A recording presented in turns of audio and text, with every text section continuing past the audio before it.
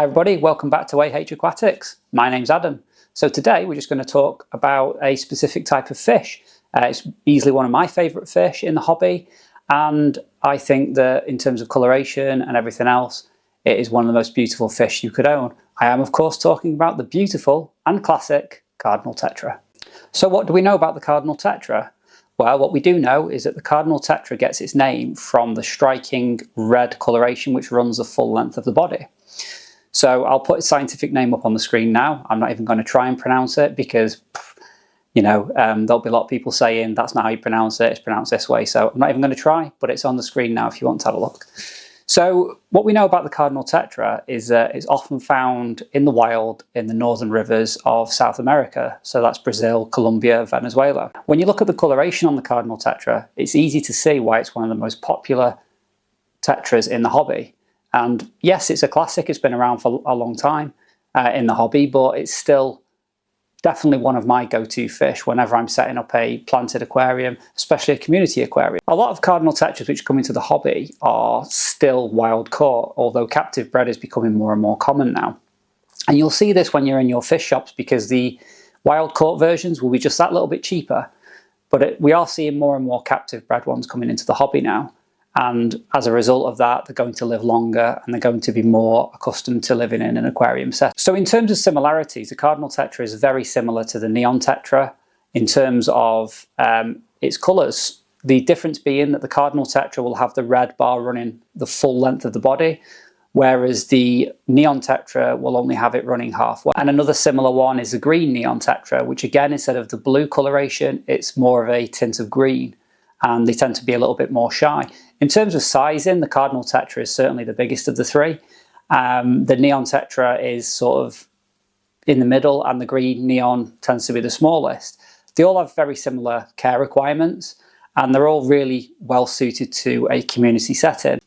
For me, obviously, I like the Cardinal Tetra just that little bit more, just because they get to a bit more of a bigger size, and those colours are absolutely stunning.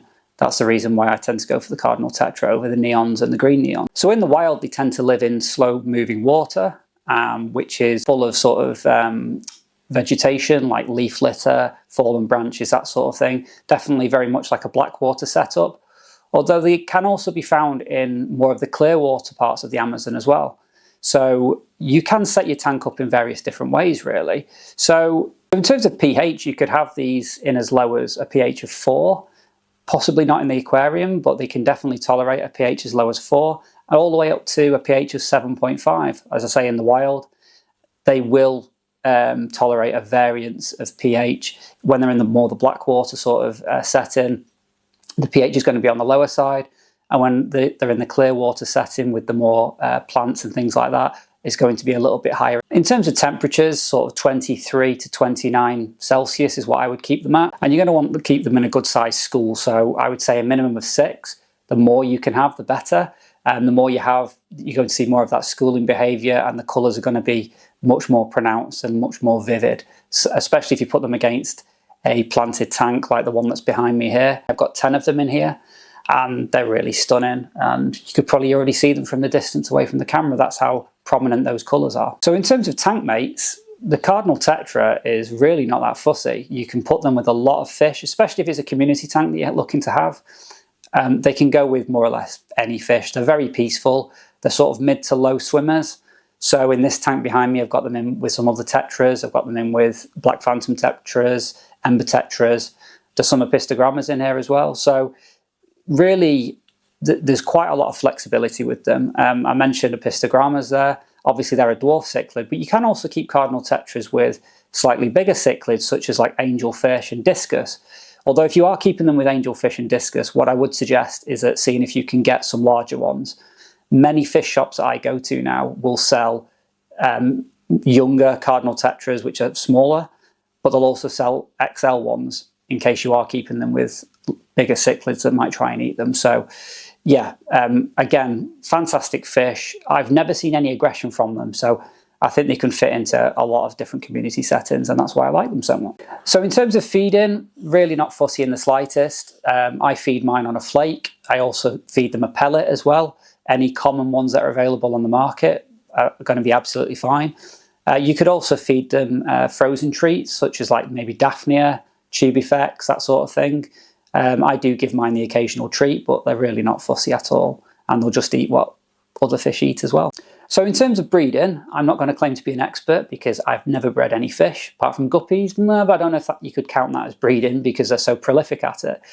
But what I do know is that Cardinal Tetras are egg scatterers, and I believe that in captivity, you're going to want to have your tank set up on the warmer side, so maybe around the 80-degree mark, and you're also going to want to try and get that pH as low as you can, maybe around sort of 5 or 6.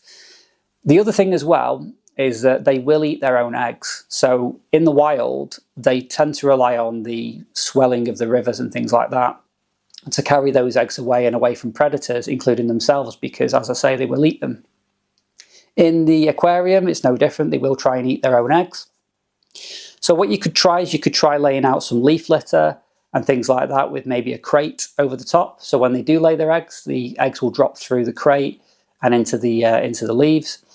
The other thing you could try is a spawning mop, which again will sort of hide those eggs away from predators and from themselves, really. So yeah, as I say, I'm not an expert by any means. By all means, go and check out some other videos on breeding, which will know more than I do. But that is what I'm led to believe, is that you can breed them in captivity. It is tricky, but it can be done. So yeah, that's what I think of the Cardinal Tetra. As I say, I've got 10 in this tank behind me, and I would love to add some more. I think that when I'm setting up any planted tank, they are my go-to fish, really. Just those colours against plants, and even in a blackwater setting, they're really going to pop, and you really can't go wrong. And yeah, as I say, they are a classic. You know, they're quite common. They've been in the trade now for so long, but definitely don't let that sort of dissuade you from trying them out. As I say, they are a absolutely beautiful fish. So yeah, I hope you've enjoyed this video, and if you want to see more videos like this, please let me know in the comments. Also, if the Cardinal Tetra is not your bag, it's not your thing, let me know in the comments what's your favourite fish. You know, what's your go-to when you're setting up new planted aquariums, because I'd love to hear that. Anyway, I will see you on the next video. Don't forget to like and subscribe and do all that stuff, and I'll see you on the next one. Bye bye.